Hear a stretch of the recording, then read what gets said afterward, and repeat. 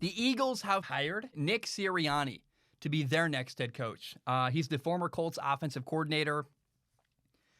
First of all, I like the hire, actually. And I know I've been hard on Philadelphia since they fired Doug Peterson.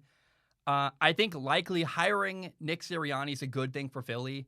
He's a good communicator. He's got good people skills. He's going to be awesome working with the Eagles quarterback room, whether it's Carson Wentz or Jalen Hurts. I think he's going to be good for their quarterbacks. That's awesome. He learned under Frank Reich, who was the guy who had Frank Reich is the most success. He's had the most success working with Carson Wentz that any coach has had. So if Frank Reich could do it, then maybe his disciple Nick Sirianni could work well with Carson Wentz as well. I'm a quarterback guy, so I love the hire from a quarterback perspective. And I will say I prefer Nick Sirianni to Arthur Smith, who the Falcons hired. I don't know. I don't believe in Arthur Smith. I think that he had a lot of problems and things he needed to work on as an offensive coordinator. So the fact that he got hired as a head coach made me kind of baffled, and it felt weird for the Falcons. So I think they did better than Atlanta did, which is not a great bar, but it's good. I know that Doug Peterson, it wasn't going to work. The players were mutinying. The ownership hated him. Like, he had to come out. He had to leave. So Nick Sirianni, it could be worse. I like the guy. There are some, I think, pretty major concerns. He's never been a play caller before, which you go from a guy who's never called plays to being a head coach. That's a bit weird. He's never been a head coach before. That's also a massive jump. And, we will see.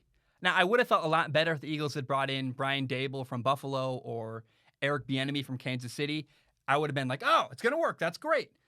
But this appears to be a solid hire that's good, could be better, but could be way worse. So I'm okay with it.